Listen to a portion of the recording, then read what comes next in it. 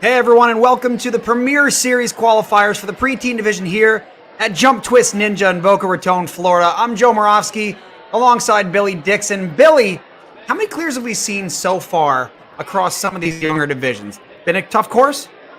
It's been a very tough course, specifically the challenge course. We've seen quite a couple of I think we've seen 4 in total. We had a couple in kids, and we had 2 incredible clears in the mature kids division. One in particular being East the Beast, which we all know and love, one of the most famous ninjas of our time. And I am super excited to be getting on with this preteen division. We have quite the field stacked up for us today. Yeah, Billy, this is going to be really exciting. I have not seen any of the obstacles. Sometimes I like to kind of prep a little bit to see what we have going on, but today I wanted to make it a surprise. And so, you telling me just a few clears so far today, that's good news, but at the same time, that doesn't mean it's going to be an easy course for the preteens here. We have a stacked field you can see on the screen. Leading us off will be Ryan Labritz, and we have a whole bunch of females followed by the males shortly after, and I'm really just pumped to see what these obstacles are for this competition. I know we have some incredible course designers. We have RJ Roman, Megan Budway, and Flip Rodriguez, and I mean, can you say any more than that? Absolutely. I think just those three names alone give the standard of what this competition is going to be throughout all of the divisions. Not only, Joe, are you going to be seeing the preteens, but I believe tomorrow you're coming back for the elites as well. Yes, I'm really excited. It looks like Enzo is going to be competing, which will be a lot of fun. He actually did some commentary for me when I competed in Premier Series at Empire, and now here we go, switching roles. I get to watch the great Enzo tomorrow with the Elite Division. So it's going to be a fully loaded weekend. We had the kids and mature kids already run. We have preteens coming up just in a little bit. I'm sure we're going to be seeing that, the test run essentially, where we get to see the course and the runners get to see what they have going on. But I'm sure they've been studying and they know what they have to, what they're going to be doing on this course, what to expect coming up shortly. Absolutely. One thing is just to embrace yourself in all of the ninja action and just appreciate that as an athlete, you have gotten to this point, getting to Premier Series for 2025. It's been absolutely amazing. And whilst we're here, I think it's worth taking a look at the rules right here. Do you want to take us through the rules whilst we have a VT going on, Mr. Morovsky? Yes. So just qualifying for the Premier Series, you needed to be in the top 25%. So this is an elite group of athletes, and it is not easy to get into. I've been fortunate enough to get into it this year, but even that, I didn't even move on to the finals. So it is the best of the best here today. And we're going to be starting off with the placement course first. So the placement course is, you fail, your run is over. But you definitely want to get a great seed because the challenge course is going to be determined by how well you did on the placement course. Now, challenge course rules, you allowed 2 retries per obstacle, but the caveat is you can only 2 tries per athlete, but 1 try per obstacle. So if you fail 1 obstacle, you must clear it on the next try or your run is over. So you get 2 fails overall, but you can't have them back to back. So it does make it for a challenging course, but hey, that's why we call it challenge course. Precisely so. Not just that, but the purposes of each course, for the challenge course at least, it purely determines who qualifies for finals. And how that's going to work is that the top 4 athletes from every single division, for both the males and the females, it's going to be the top 4 athletes who move on to the Premier Series Finals 2025 at Motus Ninjas this year on November 22nd and 23rd. Recently, Motus held their qualifier to amazing success and have also revamped their gym and relocated to a bigger building. And I'm really excited to see what TJ and Donovan are cooking up there, ready for the finals in November. But rounding it back to where we are currently, we're in the Southeast region. We have had so many amazing athletes from many gyms across the state and the East Coast as a whole. But now looking at this right here, we have got our first 7 obstacles of the day, and they are the obstacles that are going to be on our placement course. Yeah, and I heard that we are dropping the time limit here from, 1 minute mature kids and kids division. We're going down to 45 seconds. Is that right, Billy? Yes, that is correct. And one of the guys out here that can definitely put on a show for our preteens, who's going to be our demo player, it's going to be Easton the Beast Fletcher. Let's take a look at what we're working with out here for the preteens. All right, so starting off with jump start into the trapeze drop. Wobbly log, definitely not something you want to overlook. He's just making it look easy. I mean, this is why this kid has so many followers on social media. Already on obstacle 5 here. 4 into 5. Cruising through ring tech. Jeez. Right up the wall. You can see why they changed the time limit to 45 seconds for the preteens, because Easton just did that in probably mid-30s is my guess. I want to say for when he ran the placement course in the last competition, he got about 29 seconds, and I think it was around the low 30s where the average was set for all of our mature kids, females and males who made it to the buzzer. So I'm excited to see if the pace is going to be pushed even further for our preteens. Yeah, East is, I mean, I'm sure a lot of viewers at home know how good he is. So that just alone right there is going to be a hard time to beat. But up first here, we have Ryan Labritz. Ryan actually trained at Stanford Ninja Academy where I work, and now she has moved down to Florida. So she's actually a member here of Team Jump Twist with Flip and all the staff down here. So really excited to see Ryan. I've always been a big fan of her and her family. She's got an amazing family. Let's see if she can lead us off and give us a clear. Here we go. Quick fist pump from Tiago Lima coming through now. Ryan Labritz being our kickoff for the preteen female division and the preteens as a whole, representing Jump Twist Ninja Academy, of course, getting ready to chalk up and take on this placement course to set the foundation professionally. All right, here we go. And here we go. Ryan is now off. 45 seconds on the clock. Running along down here. The wobbly log is not a problem. And she is moving very fast. We're linking already. Yep, looking good so far. Taking what seems to be a somewhat aggressive approach, which is good. This is a placement course, so you definitely don't want to leave too much out there. But you definitely need to also rely on that confidence and that ability and trust yourself, because in this placement course, seeding is everything. You definitely want to be running later on in this competition. This is a great start. 10 seconds left. And there we go. Lovely stuff there from Ryan. Set the foundation incredibly well. 36.98 seconds that run took her. Super, super well done. One of the most solid, consistently flowy runs that we've seen all day, and a great way to start this division. Yeah, really great way to start the division. That's exactly right, Billy, because sometimes when you get somebody coming out here to run first and they don't do well, that could set the tone in a negative way for the rest of the runners. So it's really great to see Ryan kind of lead us off in a very positive way here. Indeed so, and just like that, we're going to be moving on to our next competitor on the run order right here. It's going to be Ava Henkel, coming out of the Jungle Gym. What I have absolutely loved out here, Joe, is that for the start of this weekend, throughout all the divisions, we've seen basically the big four in terms of Florida ninja gyms we represented. We've had Jungle Gym, we've had Jump Twist, of course, we have Obstacle Ninja Academy and SoFlo as well. So I love seeing all of them coming together to take on this Jump Twist Premier Series. Yeah, that's a lot of fun, bringing the community together in a very positive and fun way and showing what Florida's all about. We got some talented ninjas down in Florida. Absolutely. Loving to see how Ava Henkel is going to elaborate with that statement that you've just made here through the wobbly log. And now she's coming into the laches, going to take a backswing to be safe and link on through and reach out to the bowl and the hook without a problem as she comes into the turnaround point with 25 seconds left. Looking pretty good. Taking some extra swings here.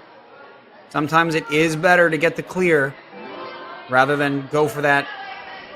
Oh. Ooh, even then, time is ticking though. I feel like it's going to be quite a tough call to make. She's trying to quickly match through the rings.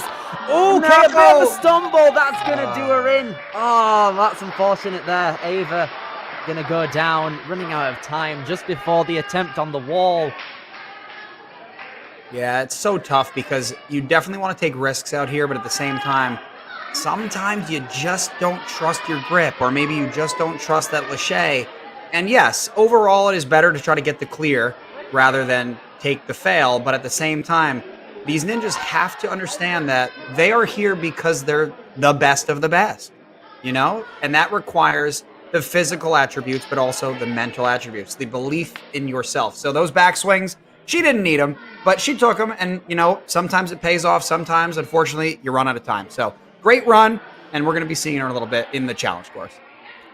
Indeed, we are. Now then, Emily Shapiro next up. I think to build on that statement, the best way to approach a placement course is to methodically send it. And it looks like she's taking a backswing, but she is moving at quite a forceful pace. She's reaching out when necessary now, but she's got a bit hung up on the ball. Every single time save counts, and she's trying her best to just make sure she clears the obstacles, which is her approach, it looks like, and it's working well for her. Yeah, Billy, it looks like she is trying to use her power, but the flow is a little bit off. Now it's starting to pick up the pace a little bit. The first few obstacles, it was a little bit off, but now Emily definitely turning it off. Left. Looks like we're here we go. Stop. Climbing along, and with 3 seconds left, Emily is going to put herself into second with 41.37 seconds that took her. Easy stuff right there. It was a bit chaotic going through, and the clock was on the lower side when she did hit the buzzer, but still the outcome that she wanted. Yeah, obstacle 4 is looking actually a little bit slower than what I would have expected people to be, kind of attacking, like this Lachey Lane obstacle. I think it could be done where the entire thing is linked, and I'm going to be looking for that for these next few runners. See if somebody has the confidence to pull through that L-bar on the end off of the bowl. But up next, Adeline Massey. Adeline coming out of Obstacle Ninja Academy. Let's see here. All right. Here we go. Now just under 40 seconds as she's coming through to the wobbly log. As she makes the jump up, she's going to be reaching out and linking through. Let's see if we can have a fast approach coming along through there. Nice. It wasn't necessarily a link, but it was a nice pull-through motion with a linking-esque feel to it. So that works well for her. Coming along through now. She's also one of the more taller competitors out here from the preteen female division at 5'1", and she is brachiating through these rings and matching when needed to save time.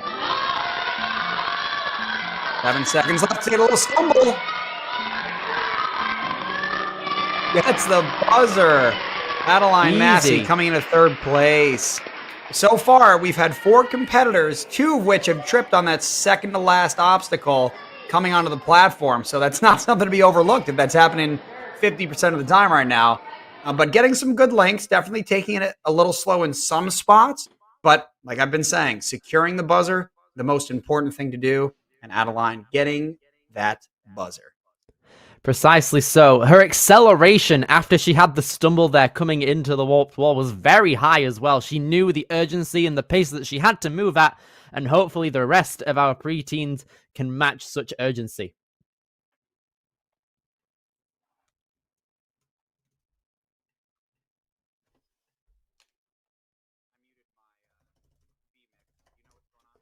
I have no... Oh.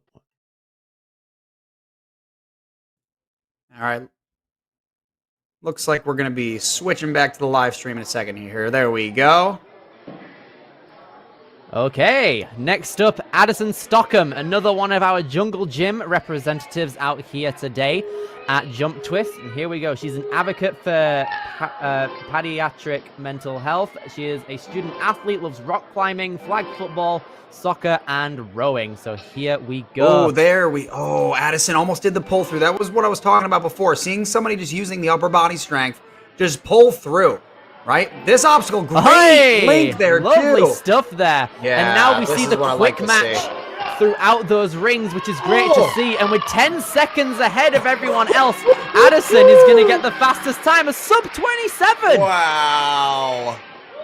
And she had faster in her. She just made a few little mistakes, but overall, what an incredible run. Wow. Look at that. And even then, we saw earlier, she had to take like a backswing or two on the 4th obstacle, and already that's put her at 26 seconds. So I'm thinking we could, if we get like the maximum time saves on everything, I think we should be looking about like a 23.5 second, 23 maximum goal. Yeah, I think 22, 23 is probably pretty fair. All right, Eve Poland up next, Jump Twist Ninja Academy, her home gym.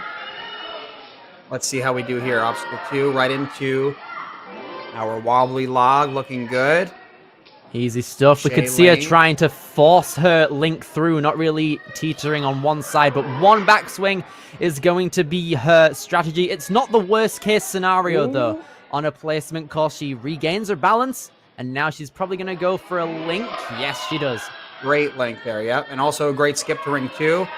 Electing to do that pullback, which can give you a little boost to the second to third ring, but not the fastest overall, but still really good time here. Eve Poland on her way to third place. Lovely jubbly. Very happy with how that run turned out. Was at 37.15, I think that said. Still a very solid run. Technique very nice throughout. Great flow as you really came into that last run there into the wall. But yes, super, super well done there. Third place. All right, so overall, this is our leaderboard for our preteen females. Addison with a time of 26.80, finishing Ryan Labritz, number 2, 36.99. Eve Poland, 37.15. So we have some really good runs here for these gentlemen that they got to watch. Now it's time for the boys. See how Bryce can handle this here. Yeah, here we go. I also see that there's some chalk on his cheeks as well. That might be a good luck charm, and hopefully it does him well on the placement course. Here he goes, and it looks like it's doing favor. Hold it! Right, one-handed save. Lovely. Okay. I wasn't even thinking about that. You thought about it, but that's what I was talking about, Billy. Sometimes it's better just to play it safe, and in that moment, he made a very crucial decision. You know what? Let's not go for it, and still getting an incredible time here. Yes. Sub 30 29.60. Love to see it. A great way to start out the preteen male division. He was positive throughout, had a massive smile on his face throughout this placement course. It's a course to just have fun and absolutely love the way you do it, and it worked flawlessly for him. But now a sub 30, the only time on the board. We might be able to see something faster from most of our preteen females, or males, sorry.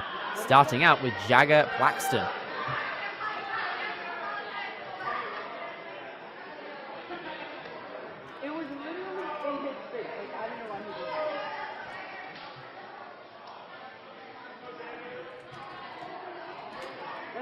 Okay then. All right. Jagger coming out of the jungle gym. His name is pronounced Mick Jagger. Lovely. Okay. Here we go. Great control over the balance, and now we're moving along through the link. It seems like the ball isn't even there. Absolutely loving it. The links and the skips. Hold it. Wow. Okay. That is a tactic and a half. 21 seconds to that point. That was insanity. Oh, my Lord. That's crazy. What a great run. So those links, I mean, that is what happens when you sell out, you trust your ability, and you just go and do it. You know, you just have to have no fear out here sometimes because, you know, I'm telling my kids at the gym, you're going to fail. It's just a matter of time. So don't be afraid of failure. Go out there, do what you can do, leave it all out there. And Jagger just blowing the competition away right there. What a great run. Absolutely incredible. That was a sub 24 as well. I think that was 23.23. So with that there, and especially with that new beta break of maybe skipping a couple of rings, going from the second to the fourth, and just kind of dismounting where you can there, that saves a lot of time. Yeah, that was a really great run, calculated run, and that was exciting. I'm excited to see Jagger back in the challenge course. All right, Sebastian up next from SoFlo Ninja Academy. He got third at the All-Star competition and so many other podiums, so I'm excited to see what Sebastian can do out here. Starting off really fast. Here we go. Only 5 seconds in, and he's already on the third obstacle. He's going to take it back. A little short of that Lachey. Thought of trying to link it. Didn't quite get it. Works for him all right, though. 30 seconds as he tentatively makes his way over to this linking potential. Okay. Oh, great underbar, and moving on to the third already. Lovely. 20 seconds for the wall run. And here we have Sebastian, who's going to come in with a great time right there, finishing with about 16 seconds, 28.72. Billy, Sebastian, he's funny because you come in saying 28 seconds, great time, but you see it in Sebastian's face. He's like, that was not good. And if we go back to right after roundabout, you'll see him actually take that backswing right before those Lacheys on that purple and the palm flip. He had such a great presence of mind because he realized, you know what, I was going to link it, but he ended up taking a backswing. And instead of linking to the palm flip, which is that black hold with the red handles you see on the screen there, he decided to underbar it. So it was a really, really great presence of mind, realizing that, hey, I'm not going to set link. I'm going to go straight through it. So really talented athlete. And here comes another one. Simon from Ultimate Obstacles. Let's see what Simon can do out here on the course. Simon, one of the best athletes that we have in the preteen division, the grand champion rank in the WNL. And here we go. Over 30 seconds as he's coming into the rings. Oh, my Lord. Oh, such a good skip. Look at Simon. That. Oh, my gosh. 21? Was it really? Surely. That's the fastest we've seen all day. Oh, my goodness. Wow. Oh, what did I just witness?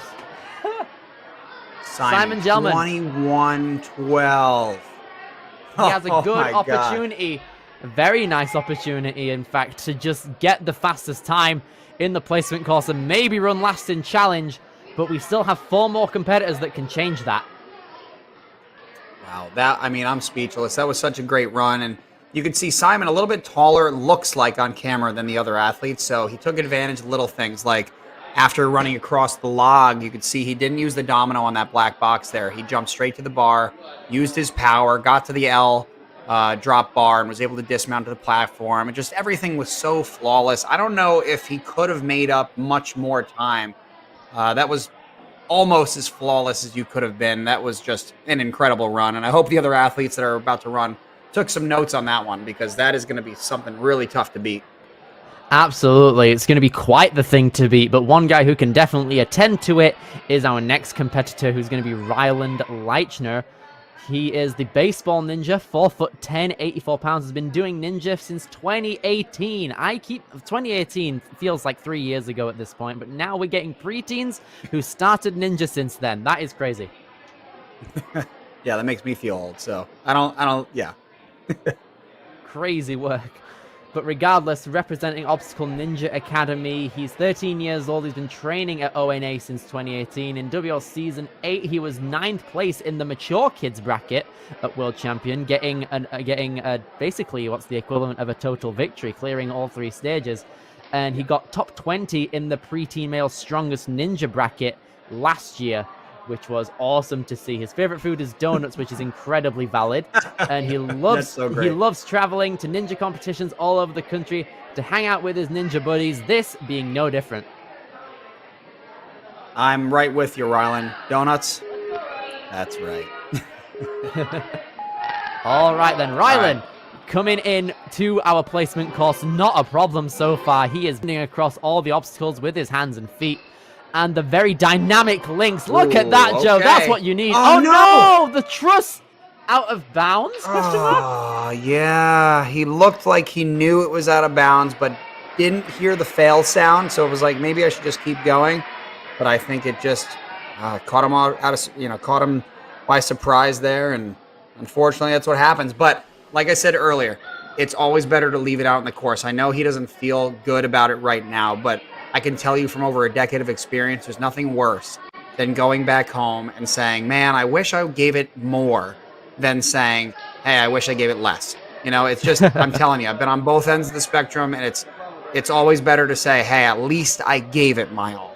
So you got to keep your head up. He's still got the challenge course. Sure, he might be running first, but that does not mean he cannot end at number 1. So keep your chin up. You never know what happens out there. Precisely so. Now then, another one of our experienced ninjas in the preteen male division, Breeze Bramlett, coming in here very fast. He's been doing ninja since 2016, and he's linking everything he sees. Yep, really great start out of Breeze here. Let's see if we can get this link. That's going to be tougher for a little shorter athlete. Looks like he's on the shorter end. That's a tough one here. Let's see if he can get through some big moves on the rings. Great jump to ring number 2. Pull through, going for the dismount, it looks like. Very good. 15 seconds. Box, which is always good. On the wall, and he hits the buzzer. 13 seconds left with a time of 31.72. Very solid stuff. All right. Yeah, very strong time there. That's a good time. You could see some big moves. Thought about some bigger lengths, but kind of held back a little bit, which is fine. Getting the clear and moving on to challenge course in a pretty decent spot.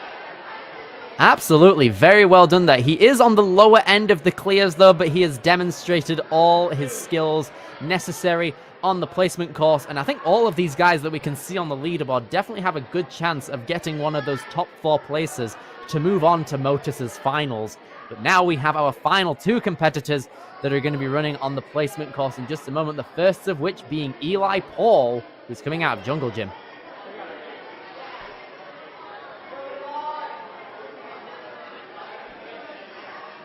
So I'm really excited to see Eli run here.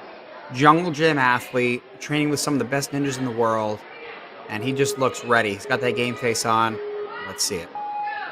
Here we go. Eli Paul can be running along here, not a problem on that trapeze, and he comes on through. He nice underbar on the first bar.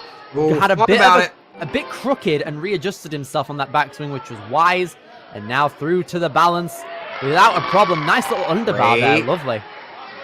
Yeah, Eli on the taller side. Definitely looks like a strong kid. He's got some muscle to him. Using that muscle through the rings. Getting up to the warped wall. Oh, wow. That's a nice time there. That was pretty flawless, if I do say so myself. 26.51. Oh, okay. Oh, wow. That you can see there, he linked at every opportunity bar 1, which was on obstacle 4 there. But with the time that he made up, quickly matching with those rings near the end at a very efficient pace, that definitely bumped him up into 3rd place due to that. Yeah, that was a really great time. 26.51 seconds. Eli, I mean, just validating what I said. Jungle Gym athletes are just built different. Eli, great job out there. Absolutely. Now then, our final competitor on the preteen male side of things is coming all the way from Grips Gym in Michigan. It's going to be Milo Belenda. Milo taking a ride down from Michigan all the way down to Florida. And it looks like by 18 months, he was swinging across monkey bars. So this kid's been doing this his entire life. Let's see what he's got out here today on the placement course. Here we go. Milo, very dedicated. Oh, no. Gonna take a backswing here, but underbar stay. Oh, no! What? Oh, no Lord. Way. Oh, no. Milo. Right. That is unfortunate. Happens to the best of us. Ugh, that is never fun. Milo, I mean, my best guess there is he just kind of overthought maybe just that trapeze. It looked like he kind of ran through it a little too much. Didn't have that swing he needed, and on his backswing, tried to kind of pull his feet up like an underbar and dismount to try to speed things up, but then just came up a little short on that landing platform. And that's frustrating, because when you make a trip down like that, it always, it doesn't sit right with you sometimes. Like, man, I traveled out here. But the good news is we got the challenge course coming up. We thought Ryland might be running first, but it looks like Milo, unfortunately, is going to be leading us off for the gentleman here. But once again, anything can happen. He's just got to shake it, move on, right? Shake it and move on. Precisely so. Couldn't have said it better myself. We have our top 4 athletes who got the top placements on the placement course. Simon Gelman taking 1st place. So if you take the entire leaderboard from the placement course and flip it, Simon will be running last due to him getting the fastest time and a clear on the placement course. And if we have a look at the female side of things as well, Addison Stockham, who got a 26.8 second time, 10 seconds ahead of the rest of the competition, is going to be running last on the challenge course for the female. So I'm super excited on how it's going to go. Joe, how are we feeling? Oh, I'm just excited. This is a stacked field, and I, once again, have not seen the challenge course. I'm just looking at the names of the obstacles, and I'll tell you what, I'm excited to see all of this. We have an obstacle called Squeeze Harder. I mean, that's always scary. Twist and Cliff, the Pump. We have Lima Special. What does this mean? Well, we're going to find out in just a little bit. We'll be back. Precisely so. You are in for a treat with all of it, Joe, from Billy Dixon and Joe Moravsky. We'll see you just in a bit.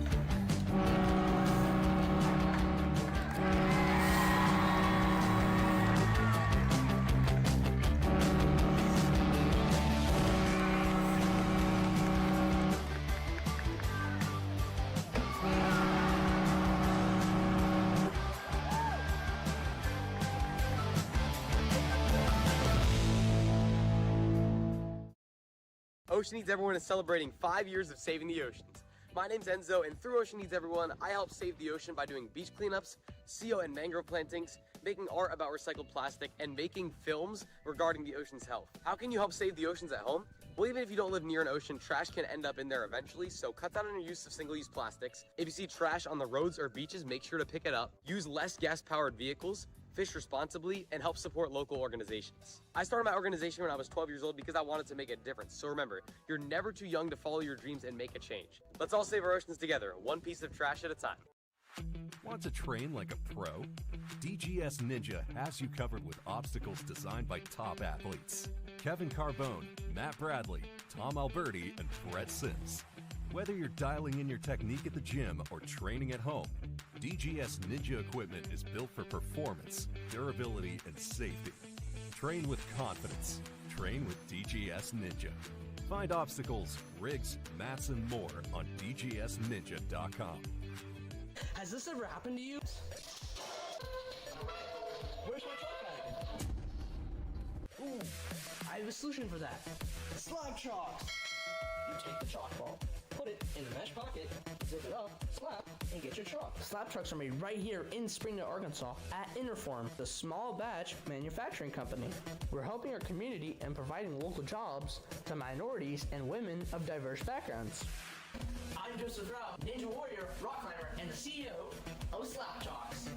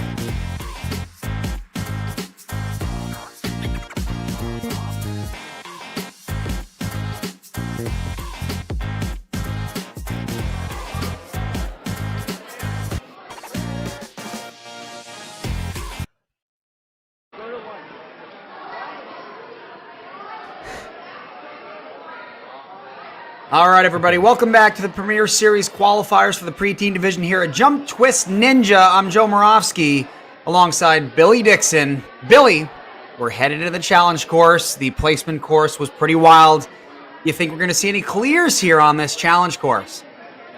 I do think it is very possible. We've seen a few of the best kids and mature kids get the clears, but I don't know.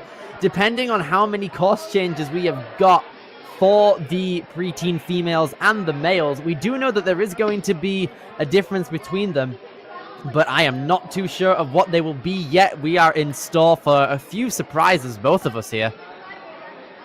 Yeah, this is exciting because I was saying it during placement. I have not seen this course yet.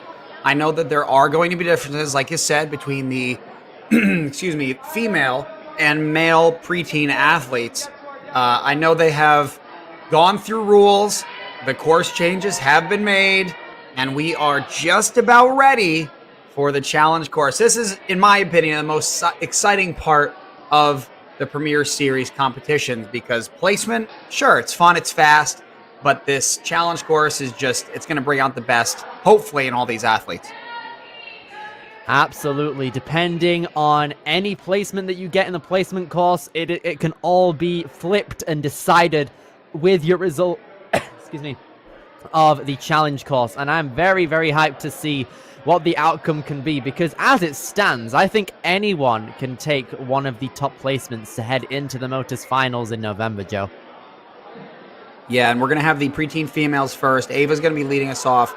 Addison Stockham and Ryan Labritz had the two fastest times, so they will be running last for the preteen females, so they're going to have the most preparation, if you will. And they're going to need it because you can see on the screen right there, RJ Roman, bottom of the screen, he just walked off. One of the course designers here, and I mean, he's a pro ninja, been doing this a long time, and, you know, alongside his other co-workers there, Flip Rodriguez and Megan Budway, I mean, it is going to be really exciting. And I know, like I said, there are going to be some changes between the male and female courses. For example, on obstacle 3, the male dismount is a box instead of a mat. So small little things, right? Girls will have different holds where boys might have, let's say, a cliffhanger. So they're going to be different challenges for each division or each, male-female division here. But you can see the obstacle list on the screen here, obstacles 1 through 10. And it's always fun to see these athletes get deep in the course. Hopefully we see some clears today. I am super excited to see what the outcome can be for all of these guys. And Joe, for you not knowing any of these obstacles yet, you are in for quite the surprise. I think it's one of the best challenge courses that we've seen throughout the entire season. So I think it can, I think it can vary in terms of where all of these guys and girls are going to get to, where their retries are going to get to, and just most of all, who is going to get those clears and in the fastest times as well. And I am super excited for both of these. Yeah, I feel like I should have popped a bag of popcorn or something because you're making me real excited right now. Okay, right. And with that all being said, we are going to be starting out our demo runner right here on the challenge course right here today. We are starting out with the point of entry, which is a small balance plank, followed by 3 rings, not a problem to start things off. And then one of the longest second obstacles I've seen ever, the new direction. Really? A couple of directional laches, followed by some cannonball holds that you pull on through. And then you use this little sky hook to swing on through to another diagonal swing, and then dismount down to safety. Following that is going to... Yes, absolutely. Following that is a play on words. The Sim slider is where you take a palm flip and slide it based off of Brett Sims, the designer of that obstacle. Then Cane and Go is one that we have seen a lot of retries be used on throughout the day. Yeah, it's funny watching these obstacles. As a course designer myself, I find myself getting very ADD, and I'm like, ooh, this would be really cool if you did this, or really great if you did that. That's such a great idea. So this is already such a really well thought out course. I love it so much. This look at that. So, oh my goodness. So that has a substantial incline increase, which is great to see. It was basically on like a 10-degree incline, but now it's gone like full 45 degrees. And now the squeeze harder. It was originally a palm flip, but now it is a sideways hold, and 2 fidget spinners are going to be used. And then after this, you will head on up to a bar. No, nunchucks on sliders. It was originally a trapeze on sliders, but now you have 2 vertical holds to take care of, and now the quad leap. Some would say that this is a lower body break, just making sure you get a nice little turnaround, but then you're followed by the twist and cliff. Interesting. So far, in terms of all the tech we could see, all those, tricky movements, not terrible. More of like a strength-based course so far. Yes, a few techie moves in here, but so far, it looks like as long as you're clean and you have the strength, you're going to be able to get to at least obstacle 8 here. But let's see what we have in store, because, by all means, don't take what I just said as this being an easy course. It is not an easy course, but in terms of the tech we could see and have seen in the past, it's very strength-based, which, in my opinion, I love, because it gives a lot of the athletes a good shot to get to the end here, which it looks like we're seeing right about now. Exactly. Look at that. We have some flying bar moves followed by a pendulum to get to the buzzer. And that is the crux point of the course. We have 2 major cruxes. The first being the cane move, the cane and go, obstacle 4, and then the Lima special, which is the bar contraption. That is actually based off of the Jump Twist regular and coach Tiago Lima, who made it to stage 3 at this year's World Championships. He is a massive bar tech enthusiast, and we've heard from Megan Budway throughout the day that Tiago loves his bar tech, and we have named an obstacle after him, which is great to see. That is great.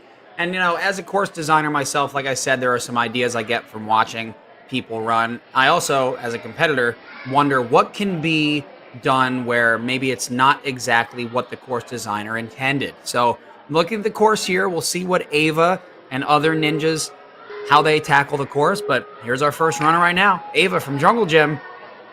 Here we go. It's now time to start the challenge course, the final one of the first day of Jump Twist Premier Series, and Ava is going to get a solid start out here on this challenge course. Moving along through to the switch direction out here.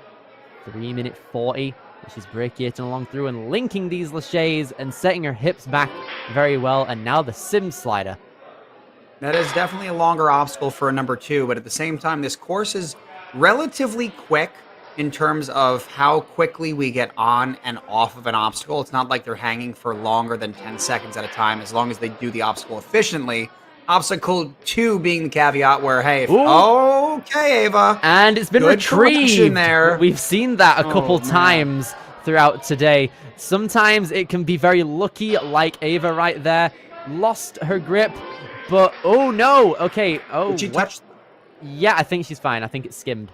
All right. Yeah, it looked like. So according to the World Ninja League here, you need to be able to clear an obstacle with 3 criteria. You have to touch that finished platform, and that's the one where Billy and I kind of just made that sound, ooh, because it looked like she might have skipped it, which technically would have been a fail, but it looks like she had skimmed it. She's moving on here, just onto the squeeze harder obstacle. And this is what I was talking about. I wonder if they're required to grab it sideways here. Can they grab it on the sides? I don't see any color changes on the back of that board. And then there we go. There's the beta break where instead of going on both sides, you use just one. Now the question is she too crooked to go up to the next obstacle? It doesn't look like it.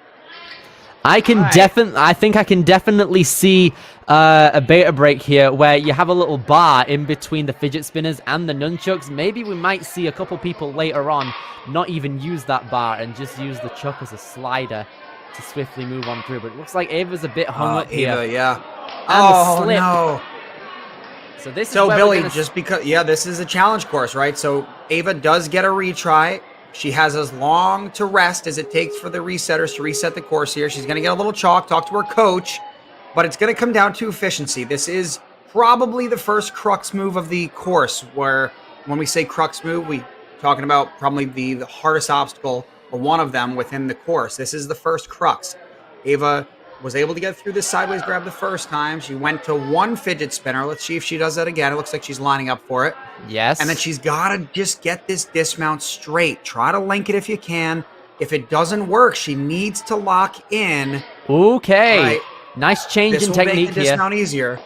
There you Gets go, it. Ava. Super dynamic swing there. You can see her basically going vertically upward to get the maximum amount of height needed. And now she's going to chalk up courtesy of Tiago Lima. And now is going to head into the twist and cliff. Ava generating her swing here. Ooh, Just okay. misses that grab. So I know the viewers at home can't quite see what's on the backside of that. I'm pretty sure there's a cliffhanger.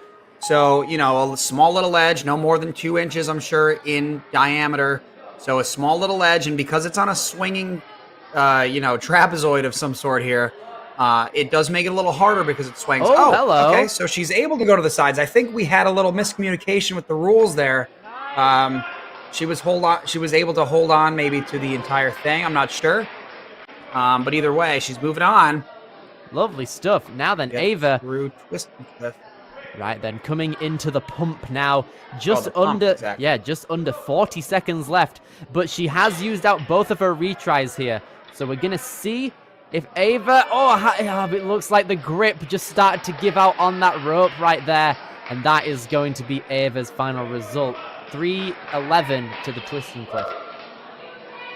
Well, considering she was the first runner, that's not that bad of a run there. I'm curious to see if that'll hold up for, you know, top 4 here.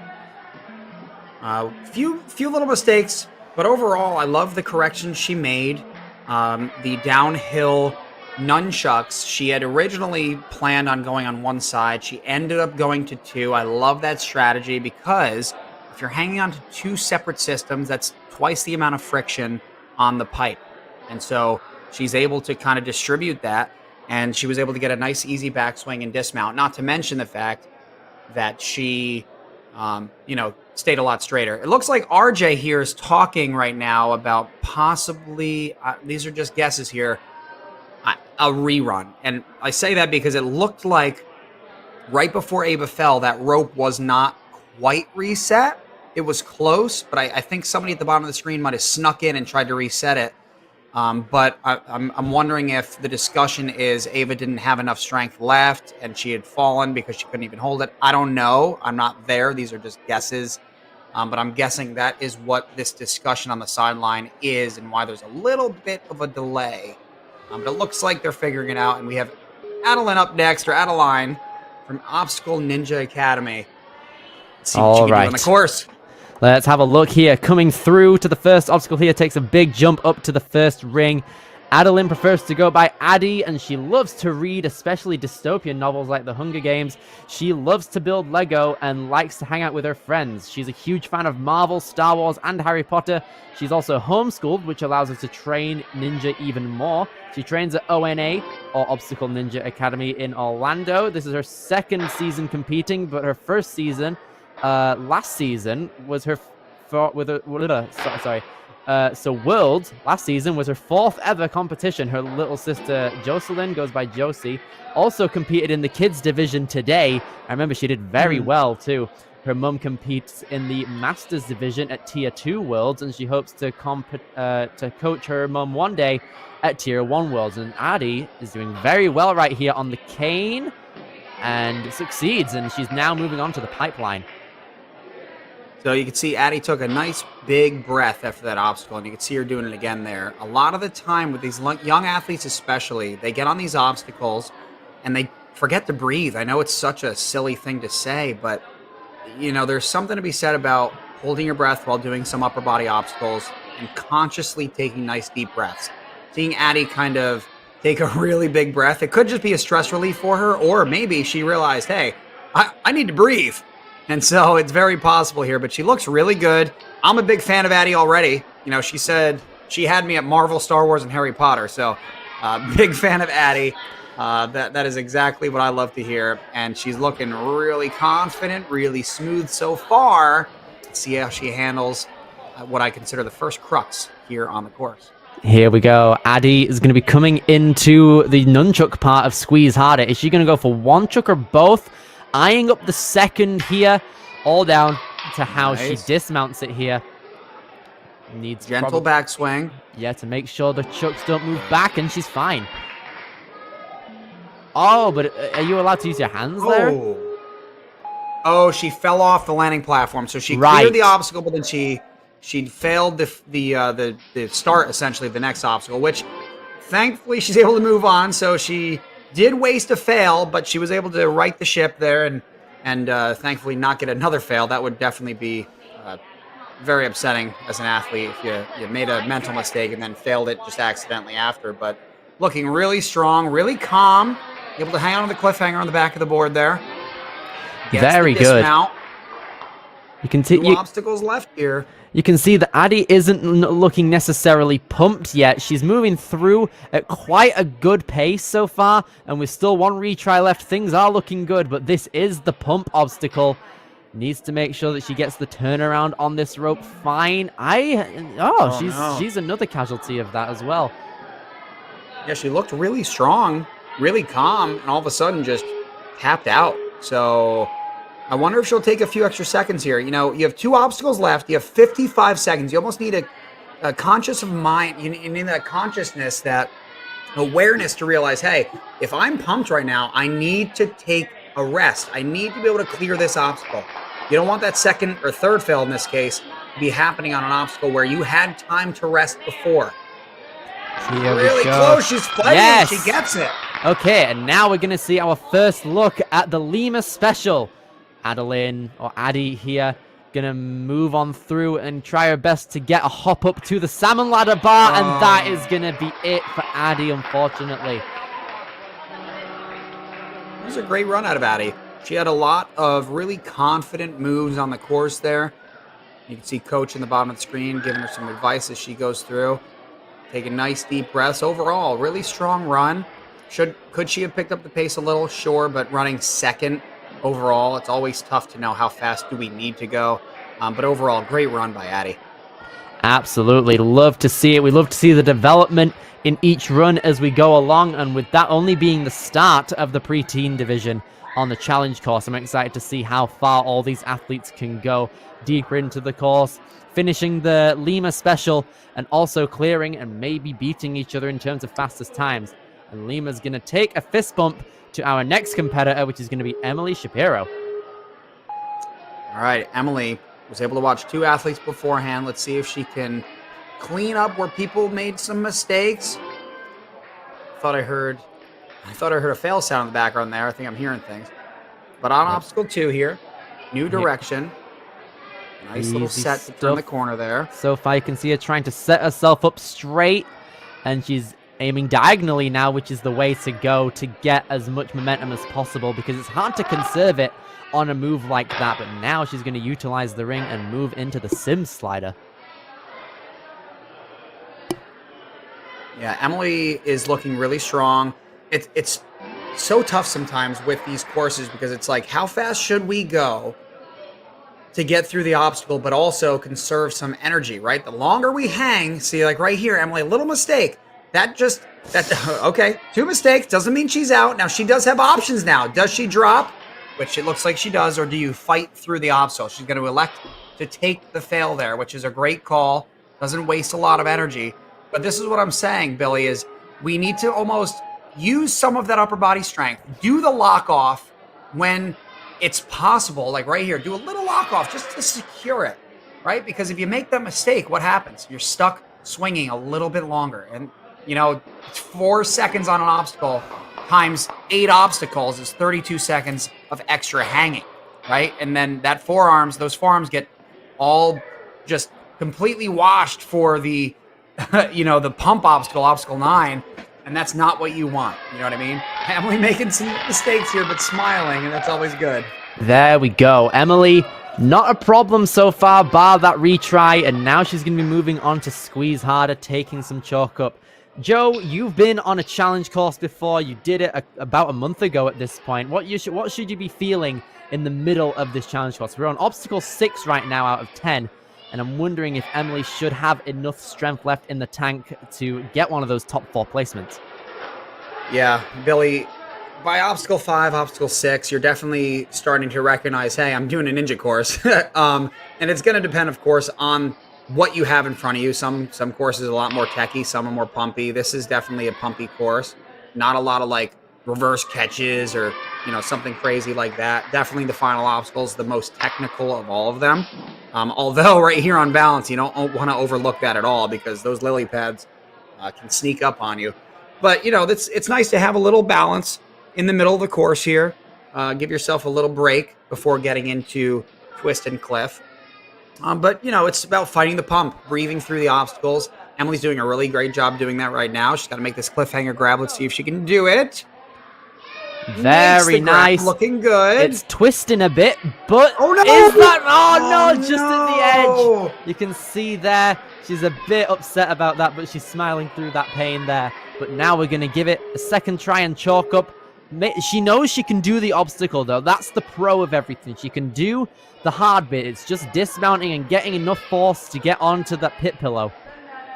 Yeah, and Billy, it looked like she did have enough strength. It looked like she was just actually trying to conserve. Like I was saying, she was trying to take a little less backswing, just kind of conserving. But you could see, still, plenty of strength left. But doing that 2 times, definitely not ideal, and especially since she lost some time there, too. Oh, no! Emily is down on the pump. Sadly, that's going to be it. Had a very solid and entertaining run there. Throughout all of it, was moving very solid throughout the first couple of obstacles, then got hung up on the cane and then redeemed herself, which was very nice to see. And then we saw a couple of mishaps there, particularly on the cliff and twist, which sadly ultimately led to her demise there as she pumped out on the pump, ironically. So that is going to do it for Emily's run right there on the board right here. But now we have only 3 more athletes left to go, and this is where we can start to see a bunch of our athletes start to get Motus qualifying spots. Yeah, we're going to start seeing who is going to be moving on to the finals, and we are also statistically seeing our best athletes right here. Our top 3 from the placement course are now into the challenge course, so we are going to see that pace pick up. These athletes have had more time to study, although Eve is taking an extra backswing. She didn't quite set her hips to the left there, so she kind of had a tough time getting to the ball, but still moving on. Didn't quite set for that either, needing a backswing, but that's fine. She's got a great pace to this point. I'm curious if we have the statistics of our rankings at the bottom. I wonder if we can get that on the screen, and also the split times. I'm wondering if we'll see that in a second here, but if we had those split times, Eve does, in my opinion, look like she's moving a little quicker than the previous athletes. See how she handles this obstacle here. You can see that Eve has a very high grip on that first cane, making sure she has a bit of leeway if she were to lose a tiny bit of grip on the tape there. But she seems pretty solid moving in, and she's actually on pace with our fastest time right here in Addy. But now we're going to be moving on to the pipeline right here with its incline, which has been a bit of a struggle for a couple of our athletes, but Eve is going to recalibrate her balance and be sorted as she now moves into the squeeze harder. Yeah, Eve did have a lead going into obstacle 3, but it looks like she's dropped back about 5 seconds here from our leader, Addie. Let's see if she can make up some time here and clear our first crux point. Just gotta hold on. Just gotta squeeze harder. There we go. Lovely stuff. Position there. Eve is going to...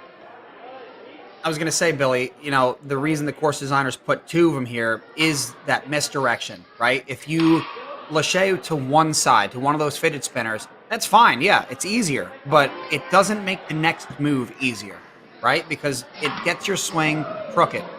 Oh, hello. Like, I was just saying this, Billy, right? This is not a gimme obstacle.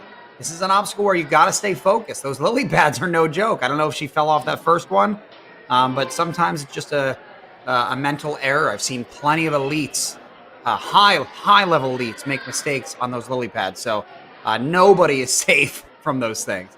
But Eve still has 2 retries as long as she doesn't use them back-to-back, or rather 1 retry. For looking through right here, Eve is honestly on probably one of the best paces we've seen all weekend, because having to take a retry on a quick balance obstacle like that isn't the end of the world, because it's better than taking a retry on a longer obstacle like the cane and go, for example, where you're losing about 25 seconds giving it a try, especially if you fail near the end of it. But Eve is keeping her grip in play here, and with a minute 10 on the clock and a retry still available, she's still moving at a very solid pace, and she has the opportunity to become our first buzzer of the division if she plays her cards right. Let's see it. Looks like she might be a little crooked. I'm not sure. But if she is crooked, that is not a good thing. That is not good at all. Having to go backwards to and from a T-ledge, not easy. Just at the end as well. No. Right, Eve. Almost had it there, but that's the thing. If you're taking a retry on an obstacle like this that literally pumps you out, not the best thing to happen to you in a challenge course run. So you're now going to have to put on the afterburners. That's catastrophic. Yeah. Billy, this happened to me at Empire. I failed the vertical limit, and I literally failed because I pumped out. And I was like, you know what? I need 20 seconds now. I just need 20 seconds, and somehow was able to just fight my way through it and beat it. So I know if I can do it, Eve can do it. And you can see it in her face. She wants it. Just at the end. That's it. The pump out happened, but Eve Poland now puts herself. I do believe that's an issue, though. I think NinjaWorks advanced one obstacle, but that puts her in a provisional third. Third place, probably. Yeah, Billy. So it's going to be close. It's going to come down to our final two runners to see if Eve is going to move on or not. And that is that's frustrating, you know, to be able to get so close to that dismount and then just come up a little short. It's so tough. Right then. Yeah, we can see that under review because of that NinjaWorks little mishap right there. But regardless, we have our final two competitors in the preteen female division that are going to decide things. The first of which is going to be our first runner of the day from the placement course earlier, Ryan Labritz. Ryan. Now, I have to imagine Ryan has some of the best mental training out there. Her father, a professional golfer, you know, just a really high-level athletic family, have some of the best coaches in the world has coached this kid. So, you know, she has the ability. She is running second to last year in the challenge course. Let's see what Ryan can put together for us. Here we go. She's moving along through the first obstacle at a nice, efficient, maybe a bit of a slow pace. But if you're on a course, you might want to pace yourself if you know you have retries left. And here we go. She's picking up the pace. The acceleration stat is getting buffed as we see it, and we're seeing. Oh, okay, interesting. Give it a second take on the cannonball here, and maybe only one backswing diagonally onto that second bar, which is great to see. And now with 3 minutes and a half. Moving on to the Sims slider. Ryan doing a little regrip. This is a really cool take on Brett Sims' palm flip. I really like the sliding technique here. Ryan making it look pretty easy, doing a little shakeout before getting on the rings here. Let's see. Ooh, that misses little mistake. the If she doesn't cane. grab it right here. Retrieves Come on, it. Ryan. Oh, hello. Great job. Great correction there. I was going to say, if you don't grab it on that second swing, you're almost better off just taking a drop. It's very unlikely you fail this 2 times in a row. The first time, if you fail it, it's really just a, oops, I wasn't ready for that mistake. Ryan looks like she's trying to get off this obstacle. The longer we hang, the longer it hurts in the long run. So take it a little shakeout. See what you can do here. Okay. Just over 2 minutes and a half now. She's going to take a bit of another go at trying to center herself on the pipeline. And she's okay. Great, walks up it. And now she's coming along through into squeeze harder. This can be an underrated killer if you don't play your cards 100% right, especially when it comes to the transition onto those nunchucks and by extension, the jump from them. I'm actually kind of surprised we haven't seen people grab the sides of that sideways board. She's been grabbing it forward and backwards, and typically when World Ninja League has, you know, a course, we can't tell athletes how to do an obstacle as long as it's not taped off or something, and you know, there's a color difference. I don't see any difference of color on that board. I'm wondering why no athletes are just electing to just stay forwards. But Ryan looking smooth, looking confident.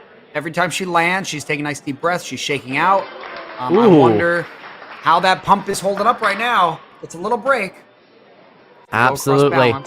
Ryan, also in a very good position as it is right here, has gotten to the 8th obstacle with no retries having to be used yet for her. And we're just under a minute and a half. If she carries on with a good pace, not failing anything, she should be okay to move on through to the final obstacle. Yeah, it is going to be kind of close if she doesn't clear this. I think she's got what it takes to get this. Oh, but no! You can see the grip is starting to give out at this moment. All right, so Ryan needs to make a small correction. I think that was really well done, but she treated that last ledge, that cliffhanger, like it was just another bar. It's a cliffhanger. You know, we've taught these kids at my gym that when you lâché to a cliff, you always want to lâché through it. She kind of set for it. So she needs to give a little more forward lâché power. Go through it. That was a little high, but she was able to just squeeze harder that time. Can she get the dismount? Here we go, 50 seconds, and she grabs on and gets the dismount. Okay, Ryan, if she's not able to make it through the pump up, then she's going to have to be on the chopping block for our final preteen female on the course. And with 36 seconds, it's more than possible to clear this obstacle, but she's going to have to use everything she's got now. The afterburners are starting to come in. All right, no lâché to a cliff here, just a static move, I think. Okay. So if I was Ryan's coach out there, I would have told her take just a little more time because this obstacle is the obstacle. She needs to get the clear on it to be able to move on, guaranteed to the finals. And she only took about a 10-second break there. I can't imagine that's going to be enough. There. Unfortunately, Ryan, man, going to be put on the chopping block for the preteen female division, meaning there's only one runner left. And if she's able to get third or higher, that means that Ryan's going to be eliminated and not move on to the Motus finals. Oh, that was such a good run too, and it's just those little things, right? One extra backswing here or there. You know, she I think was in fourth only by a second or two. Let's see here, yeah, just under 2 seconds. So, you know, that is one backswing, right? That's one backswing between going to finals possibly and not, and that's why, you know, link everything, as some of the kids say. Just link everything, just do it. Or at least get used to doing it, because you could see 1 second or a second and a half here could be the difference between somebody moving on and somebody not. Precisely so. And that can be the case for Ryan, or it might not be. And I would be fearing my position if I was Ryan right now, because Addison Stockham got the fastest time on the placement course by 10 seconds. Coming out of Jungle Gym right here, 5 foot for both height and wingspan. Started Ninja in 2020. She is an advocate of pediatric mental health. She's also a student athlete. Loves to rock climb, play flag football, regular football. If we're talking about the British version, then it's soccer. I don't know what's going on with you guys over there. And rowing. Yeah, I didn't come up with the name. Sorry, I can't help you on that one. But Addison is on the course, and like you said, you know, if you are on the chopping block, if you're Ryan Labritz, it's you know, Addison's an incredible athlete. She did beat every athlete in the placement course by, I think it was what you said, about 10 seconds or so. So really, really fast athlete. But this is not a speed course, although Addie can treat it as such if she'd like. And you can see she's already taken a pretty big dismount there. So we'll see what she puts together here. So far, looking really good. She's 6 seconds ahead of our fastest time, Addie. Not to be confused with Addison, who's on the course right now. Here we go. 9 seconds ahead now, so already pushing the lead further. Even then, she had a bit of hesitation on the third obstacle, the sim slider, trying to get an early dismount. And even then, it's all working fine for her. She's nearly 10 seconds ahead of Addie to this point in first place. Let's see. I have been calling this the first crux point, but we really haven't seen any issues since maybe the first runner or two. Sometimes those mistakes get seen by the athletes and like, you know what? I think I'm going to change my strategy. You know, so I think the strategy did change after watching our first runner on that obstacle make a mistake. And so not so much a crux point now, but certainly here is one of them as we see Addison try to take on Twist and Cliff, taking a nice break, and I love that. Really smart move. There is no pressure. There's no need. She's 30 seconds ahead. of our pace. There's no need to push it right now.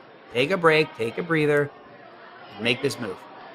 Here we go. Oh, so She's good. over 30 seconds ahead of this Oh. point, and now 27 seconds, and that means Addison has qualified for the Motus Finals, but she's not done yet. She still has both her retries available with 1 minute 50 for 2 very long obstacles. Here we go. Addison gonna move on through a very steady pace. I think she might know that she's at a good pace here with just under 100 seconds left. Definitely enough time to make it through both the pump and the Lima special. Looked like Addison was thinking of one-arming that T-ledge. I was about to quit Ninja forever. She did that. I was like, wait, is she monkey barring? I was literally about to walk away from the mic, but 52 seconds left. I mean, you can see our top 4. Addison's going to take this one away at first place here at the at this competition, and Adeline Massey coming in at second, Eve Poland third, and Emily Shapiro locking in that 4th spot. So no matter what happens here, Addison is taking home gold. Let's see if she can be our only clear in the preteen female division. And So she here- do this. This is it right here. We can see the big move that barely anyone got in the last division was this flying bar move, and Addison's got it. And with one more She's jump got it. for this trapeze, Addison, the lone clear of the preteen female division. There we go, Joe. Wow, what a great run. I hope everybody watching at home realizes that that was not an easy course. Addison is just built different. She is mentally and physically ready for this course, and ready for any other course, I think, for that matter, because that was just a spectacle, and what a calculated and just beautiful run. Really great job. Super well done. Basically effortless. No problem at all throughout anything. That was basically textbook, and I'm pretty sure a lot, if not all, the preteen males are going to be watching that run thinking, okay, there was some really good strategies done in there. Hopefully I can emulate it and get the same result, as Addison thrusts herself into first place with 3 minutes 20.73 as her finishing time, followed by Adeline Massey, Eve Poland, and Emily Shapiro, also taking their tickets over to Motus. Well done to both Ryan and Ava as well, getting into 5th and 6th place. And now it is time for the preteen male division. But first, we have to adjust our course. Yeah, we do have some changes to be made. It looks like on obstacle 3, which is the Brett Sims slider, the males dismount, I guess, is going to be a box, but it looks like the males and the females, they both had the box. Is that correct, Billy? Because it looked like the females were dismounting to a box. Either way, we'll be seeing that in a little bit. And we also have the girls on obstacle 4. I guess they had a different ledge. So there are some changes that are going to be made here. So we're making it a little bit harder for these guys. But for the most part, flow is the same. Obstacles are pretty much the same. We're going to see how these guys handle it. Precisely so. I'm very, very excited to see what the next move could be. Oh, I'm looking through here. I saw Easton try it in the background. Yeah, I saw that too. That's tough. So, that's wild. Yeah, if they flip that down, that's going to make the slide a lot harder. And I hope that the boys realize, and their coaches realize, that if you try to slide the Brett Sims slider with one hand, or both hands rather, on one side, it is going to create this kind of tension point at the top where it connects to the bar, and it's going to make it a lot harder to slide. So you actually want to keep your hands wide on that, which is awkward. But either way, are we going to be taking a little break here as they do these changes? I think we might be. Regardless, the preteen female division delivered incredibly. We saw a lot of different runs from everyone there, and I'm very, very excited to see what the preteen male division has to offer when we get to it with all of the course changes in mind. We're not going to actually take a break. They're doing it relatively quick. In terms of their course changes, it's been absolutely amazing to see the quick turnaround from Jump Twist, jumping from every single modification they make for each division and age group and gender group as well. And I'm super, super excited to see what is going to happen for the results of our preteen male division, and who out of the 8 left are going to be taking their tickets to Motus. Billy, what do you think here? We have 8 males to run. How many clears do you think we're going to see? I am unsure of that statement, but I'm going to guess 3. I'm guessing 3. All right, well, Milo's our first runner up here. Milo, I said it earlier, he just started at 18 months old. He was swinging across monkey bars with, I guess, surprising ease. I mean, 18-month-olds don't typically swing on monkey bars, but I know my kids did. He's just a ninja through and through. And so by age 3, he walked into that Junior Ninja Warrior gym in Chicago when it was being developed by Ethan Swanson. And Swan took this kid to the next level. You can see him here. Premier Series, just an incredible athlete. Grabbing the sides. Right, All right, okay. so it looks like we're allowed, but it is awkward. So to do this obstacle, the straighter your arms are, the harder it's going to be to slide this.